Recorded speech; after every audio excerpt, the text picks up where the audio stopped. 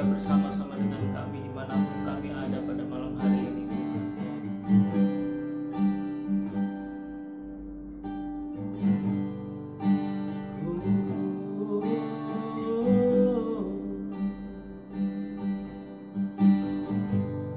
Allah Roh Kudus, penuhi kami.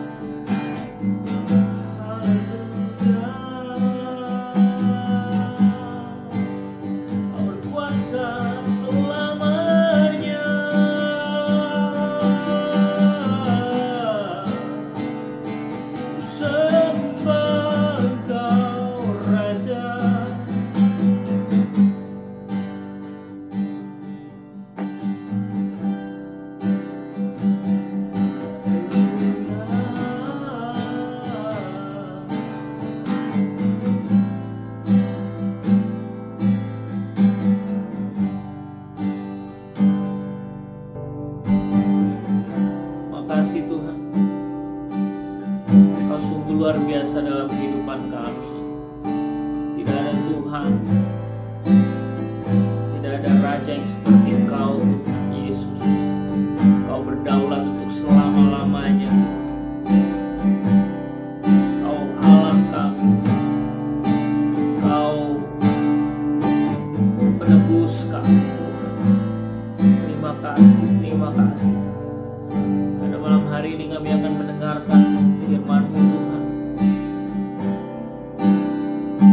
urapi hamba-Mu yang akan menyampaikan firman-Mu, sehingga setiap apa yang keluar dari mulut lidah hamba-Mu ini Tuhan adalah perkataan-Mu sendiri.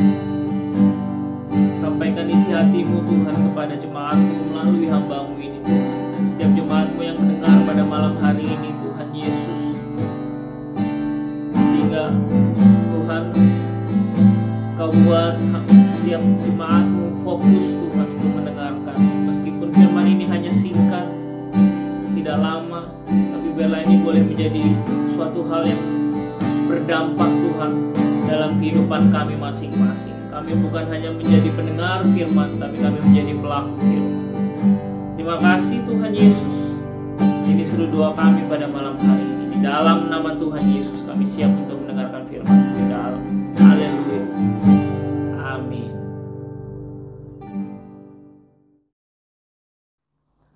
Shalom dan selamat malam untuk kita semua. Apa kabarnya pada malam hari ini Bapak Ibu Saudara sekalian? Saya percaya kita semua ada dalam keadaan yang luar biasa pada hari Rabu ini, pada malam ini, ya. Sepanjang kita sudah melewati beberapa hari sepanjang minggu ini, dan ya kita kembali lagi dalam ibadah tengah minggu atau yang kita sebut sebagai Kingdom Devotion kita. Dan sama seperti apa yang kita bahas pada hari minggu yang lalu, yaitu tentang mendahulukan orang lain atau putting others first, ya, kita juga tetap akan ada dalam tema yang sama dalam Kingdom Devotion pada malam hari ini.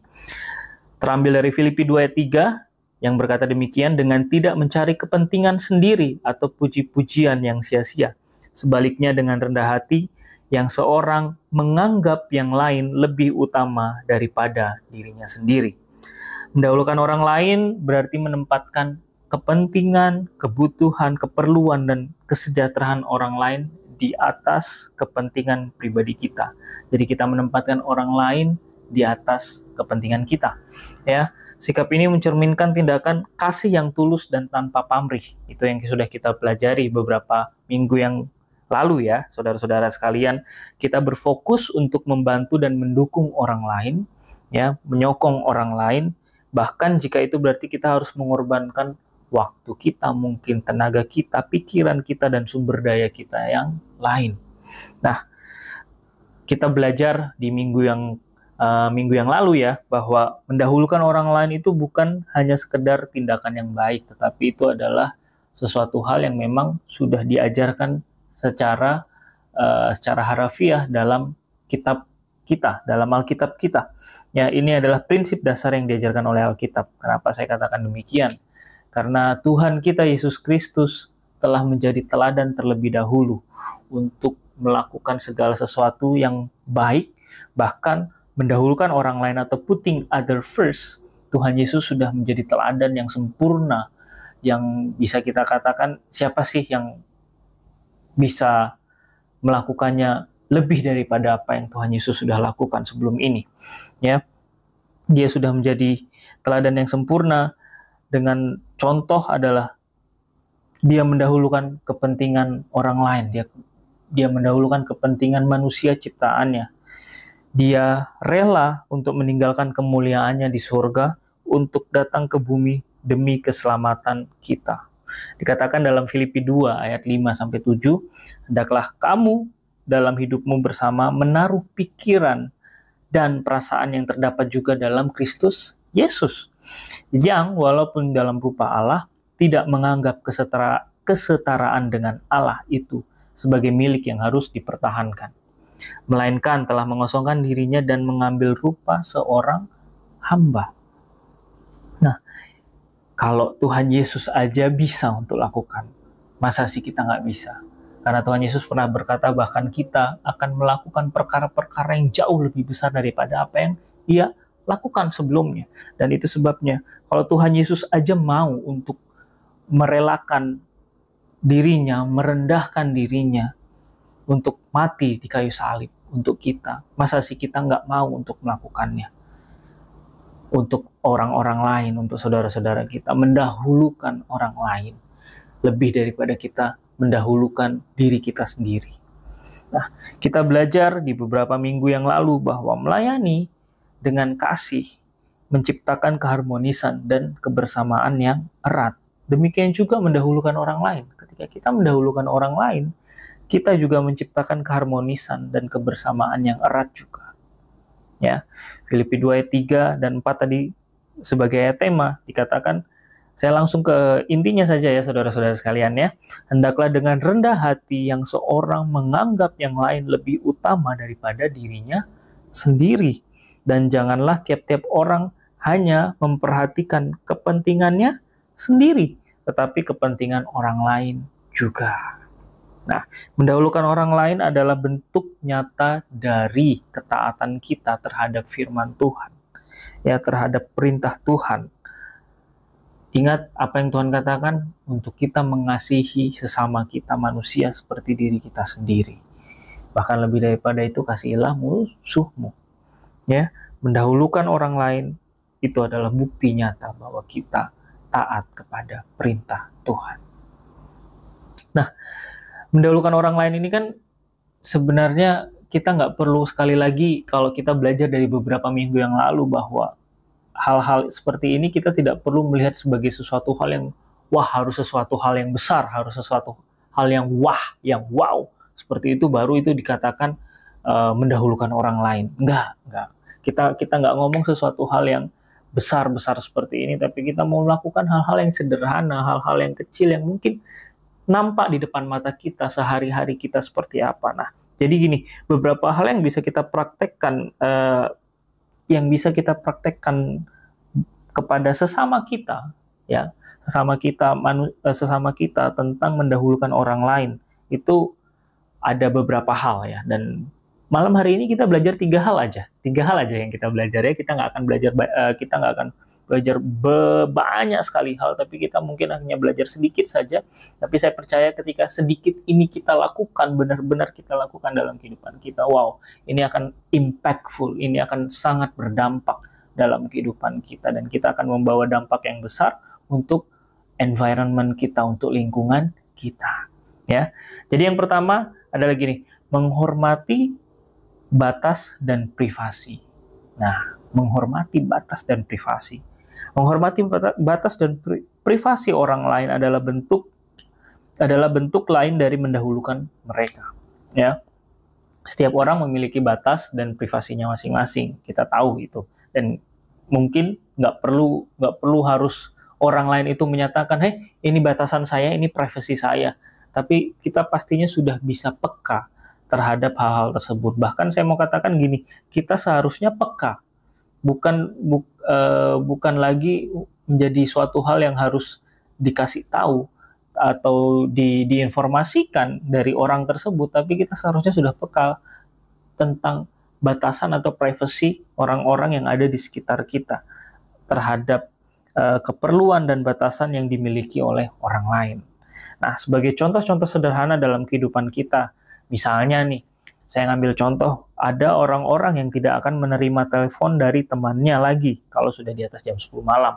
Karena itu adalah suatu privacy. Kalau misalnya telepon entah curhat, entah apa, yang sudah melebihi jam 10 malam, mungkin bisa orangnya biasanya akan membatasinya. Supaya apa? Supaya jam 10 malam ke atas itu adalah waktunya atau quality time orang tersebut bersama dengan istrinya atau bersama dengan orang-orang yang terkasih, ya. Itu menjadi salah satu contoh saja. Jadi kalau memang ada orang-orang yang susah dihubungin setelah jam 10 malam, mungkin Bapak Ibu Saudara sekalian perlu paham bahwa bisa jadi ini adalah waktu privasinya dia, yang dimana kita harus menghormati privasi orang tersebut, ya. Yang kedua, mungkin contoh lain nih, misalnya ada orang-orang tertentu, terutama misalnya kalau mereka sudah menikah ya, mereka sudah berumah tangga gitu. Kalau orang datang ke tempatnya, bertamu ke tempatnya, pasangan ini akan lebih cenderung mengusahakan untuk orang tidak hilir mudik masuk ke kamarnya atau ke kamar mereka. Karena apa? Meskipun mungkin orangnya santai aja atau seperti apa, tapi tetap sekali lagi itu adalah privasi setiap orang. Itu privasi pasangan ini atau privasi suami istri tersebut, sehingga meskipun mereka tidak ada di dalam kamar tersebut, tapi perlu sekali untuk kita membatasi diri kita untuk tidak masuk kepada area-area di mana orang tidak suka kita ada di dalamnya atau sering-sering ada di dalamnya. Nah, bukan berarti bukan berarti benar-benar dilarang ya, tapi kalau memang tidak ada keperluan hanya untuk sekedar mau melihat saja, saya rasa tidak perlu. Kalau apalagi kalau memang pasangan suami istri sudah mengatakan bahwa ini privasinya mereka, untuk kamar itu hanya untuk mereka saja dan lain. Dan itu adalah salah satu contoh juga ya, saudara-saudara sekalian. Ada juga contoh lain, misalnya kalau kita berbicara atau kita menanyakan tentang gaji atau menanyakan tentang tabungan atau sesuatu hal yang berhubungan atau berbau finansial gitu ya. Itu juga adalah privacy untuk beberapa orang tertentu. Mungkin bukan semua orang itu menjadi sebuah, mungkin itu bukan, ya sekali lagi, itu bukan privacy untuk semua orang, tapi untuk orang-orang tertentu itu adalah sebuah batasan atau sebuah privacy yang dimana orang lain tidak perlu tahu akan hal itu, gitu ya. Makanya penting sekali untuk kita betul-betul menjaga hal ini, kita menghormati batasan dan kita menghormati privacy orang lain. Itu adalah contoh, salah satu contoh kita mendahulukan orang lain daripada kita. Terkadang kita kepo dong kalau misalnya ada orang dia bekerja di suatu tempat yang bagus gitu ya, kita kan pasti kepo gitu ya, anak-anak muda terutama gitu kan, kepo untuk berapa sih gajinya, atau kita mau tebak-tebak berapa sih gajinya. Dan karena kekepoan kita itu akhirnya kita tidak menghormati privacy orang tersebut yang ingin merahasiakan berapa sebenarnya gajinya. Ini hanya contoh saja. Saya hanya memberikan contoh-contoh sederhana yang bisa kita lihat dalam kehidupan kita sehari-hari. Ya, Bapak Ibu Saudara sekalian. Jadi yang pertama adalah menghormati batas dan privasi. Nah, yang kedua adalah menghormati dan menghargai orang lain. Nah, menghormati dan menghargai orang lain ini gini. Bentuk lain dari mendahulukan orang lain ini gini, karena gini. Contohnya adalah gini, mendengarkan orang lain dengan penuh perhatian dan menghargai pendapat mereka juga. Jangan pilih-pilih kasih untuk menghormati dan menghargai orang lain. Terkadang kita pilih-pilih kasih karena gini, kalau misalnya ada orang tidak baik sama kita atau nyebelin kita nggak akan hormatin dia, kita nggak akan respect sama dia. Well, itu bukan sesuatu hal yang baik karena kita pilih-pilih untuk kita menghormati, sedangkan Tuhan katakan, kasihilah sesamamu manusia seperti dirimu sendiri. Tidak ada dikatakan, pilih-pilihlah orang yang kamu mau kasihi seperti dirimu sendiri. Bukan seperti itu firman Tuhannya, ya, Bapak Ibu Saudara sekalian. Jadi perlu dipahami bahwa Tuhan tidak mau kita memandang suku, agama, ras, dan lain sebagainya, atau cuman preference-nya kita aja. Kalau orang itu jahat sama kita nggak akan menghormati dia, dan lain sebagainya. Kita perlu menghormati mereka, respect pada mereka, apapun itu, ya. Atau mungkin kita hanya hormat kepada orang yang lebih tua kepada kita, sedangkan orang-orang yang kita lihat lebih muda daripada kita tidak menghormati mereka sama sekali. Well, itu juga tidak baik, ya. Hanya menghargai orang yang dekat kepada kita, sedangkan orang yang tidak dekat kepada kita atau tidak di pihaknya kita tidak mau menghargai mereka. Wow, itu sudah sangat teramat double standard, ya. Jadi kita sebagai umat pilihan Tuhan, kita sebagai anak-anak terang, seharusnya kita tidak punya double standard. Apa yang kita lakukan kepada si A, itu juga hal yang sama yang kita lakukan kepada si B. Jadi kita hanya punya satu standar yang sama, dan standarnya apa? Standarnya adalah firman Tuhan, standarnya adalah Alkitab. Ya, Bapak Ibu Saudara sekalian. Katakan dalam Roma 12 ayat 10, hendaklah kamu saling mengasihi sebagai saudara dan saling mendahului dalam memberi hormat. Ya, sekali lagi saya katakan Roma 12 ayat 10 berkata demikian, hendaklah kamu saling mengasihi sebagai saudara dan saling mendahului dalam memberi hormat. Mendahului dalam memberi hormat. Artinya kita bukan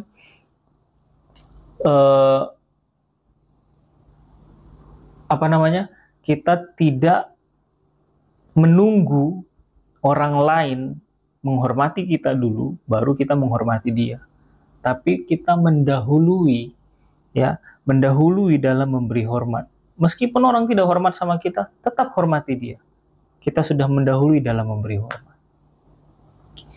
Bisa ya kita melakukan ini dalam kehidupan kita, Bapak Ibu Saudara sekalian. Saya pun juga masih belajar akan hal ini. Saya menyampaikan firman ini bukan berarti saya sudah menang dan saya sudah berhasil melakukannya 100%, 100% dalam kehidupan saya. Tidak. Bukan seperti itu. Tapi saya masih tetap terus belajar untuk tetap melakukan ini dari hari ke hari, ya. Nah, jadi itu yang kedua, yaitu menghormati dan menghargai orang lain. Nah, yang ketiga adalah memberikan dukungan emosional. Nah, selain dukungan fisik atau materi, memberikan dukungan emosional kepada orang lain itu sangat penting. Apa sih dukungan emosional itu? Kita bisa mendengarkan mereka, memberikan kata-kata penghiburan, memahami perasaan orang lain. Itu semua adalah bentuk pelayanan kasih yang mendahulukan orang lain. Ya. Nah, karena gini, terkadang kita bisa lihat banyak sekali kejadian-kejadian orang depresi, orang bisa stres. Sebenarnya akar permasalahannya adalah karena tidak ada teman untuk bercerita. Tidak ada orang yang mendengarkan mereka. Tidak ada tempat di mana mereka bisa menyampaikan apa yang mereka alami. Nah, jadi gimana caranya kita bisa menjadikan dunia ini jauh lebih baik? Sederhana, dengan memberikan waktu kita untuk kita bisa mendengarkan orang, untuk kita bisa mendengarkan ceritanya orang, apa yang mereka lalui ketika mereka sedang sharing sama kita. Apakah kita benar-benar mendengarnya dengan seksama, atau kita hanya sekedar masuk telinga kiri dan keluar telinga kanan? Nah, Bapak Ibu Saudara sekalian, mari sama-sama kita melihat akan hal ini, mari sama-sama kita renungkan apakah kita melakukannya dalam kehidupan kita atau tidak. Nah, pernah terjadi demikian bahwa seorang pendeta bertemu dengan seorang jemaatnya yang sedang ada dalam masalah. Dan sepanjang pertemuan itu, Bapak Pendeta dan Ibu Pendeta ini, suami istri ini, mereka hanya mendengarkan apa yang disampaikan oleh jemaat. Jemaat ini cerita panjang lebar, lebih dari setengah jam. Cerita. Sedangkan Bapak dan Ibu Pendeta ini, Bapak dan Ibu Gembala ini hanya diam dan menanggapi. Ya. Dan menanggapi dengan seksama, yang artinya mereka benar-benar mendengarkan, apa yang disampaikan oleh jemaatnya. Dan di ujung cerita itu, apa yang terjadi bahwa gini, sang jemaat ini mengucapkan terima kasih kepada Bapak Gembala karena sudah menolong dia untuk menyelesaikan masalahnya. Padahal sebenarnya sepanjang dia cerita itu tidak ada sama sekali Bapak Gembala atau Ibu Gembala ini memberikan kalimat nasihat untuk si jemaat. Tapi dia merasa bahwa Bapak Gembala dan Ibu Gembala ini telah menolong dia untuk menyelesaikan masalahnya. Yang padahal sebenarnya tidak ada, hanya mendengar saja.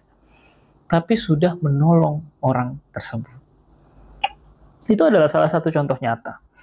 Dan sekali lagi gini, tidak jemu-jemu saya katakan ini. Beberapa kali sudah saya katakan waktu saya menyampaikan firman Tuhan bahwa gini, meskipun kita tidak dapat menolong orang lain dalam segala hal, ya pasti ada hal-hal yang kita terbatas untuk kita menolong orang lain, ya. Tapi kita dapat menguatkan mereka dengan kata-kata penguatan, dengan kata-kata penghiburan, dan tetap terus mendoakan mereka. Kita memberikan mereka nasihat, kita mendengarkan mereka, kita memberikan kata-kata penguatan, kata-kata penghiburan, itu sudah cukup untuk mereka.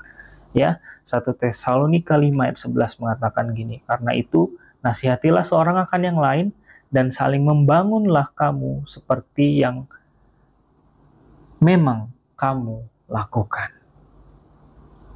Jadi sedemikian jauh firman Tuhan pada malam hari ini, singkat dan padat. Saya nggak perlu berlama-lama, saya nggak perlu panjang-panjang menyampaikan firman Tuhan, tapi saya percaya bahwa sesuatu hal yang singkat pun bisa berdampak ketika kita melakukannya dalam kehidupan kita sehari-hari. Ingat, yang pertama adalah menghormati batas dan privasi seseorang. Yang kedua, menghormati dan menghargai orang lain. Dan yang ketiga adalah memberikan dukungan emosional kepada orang-orang yang memerlukannya. Tuhan Yesus memberkati kita. Mari kita bersatu di dalam doa. Bapa, kami mengucap syukur pada malam hari ini kami telah mendengarkan firman-Mu, Tuhan. Kami mau belajar lebih lagi, Tuhan, untuk mendahulukan orang lain ketimbang mendahulukan kepentingan kami sendiri, Bapa di surga. Memang ini berat, tapi kami sudah melihat teladan yang sempurna, yaitu Yesus Kristus. Kami nggak perlu takut, Tuhan. Kami nggak perlu bimbang. Kami nggak perlu tanya lagi gimana sih caranya. Karena Tuhan Yesus, Engkau sudah menjadi teladan yang sempurna ketika Engkau datang ke dunia. Biarlah Tuhan, kami percaya bahwa kekuatan yang daripada-Mu itu yang memampukan kami untuk melakukan ini semua. Karena tanpa Tuhan, kami nggak mampu untuk melakukan ini semua, Bapa di surga. Terima kasih. Sepanjang minggu ini kami mau serahkan ke dalam tangan Tuhan setiap aktivitas kami, pekerjaan kami, kuliah kami berikan kami ke dalam tangan pengasihan-Mu, Bapa. Engkaulah yang akan beracara penuh, Tuhan, atas kehidupan kami. Sembuhkan setiap daripada kami yang sakit, Bapa, dan pulihkan setiap daripada kami yang terluka, Bapa di surga. Berikan kekuatan untuk kami yang lemah, Tuhan Yesus. Supaya sepanjang minggu ini kami boleh merasakan bagaimana Tuhan bekerja dalam kehidupan kami sehari-hari. Terima kasih. Ini seru doa kami. Di dalam nama Tuhan Yesus Kristus kami berdoa. Haleluya. Amin.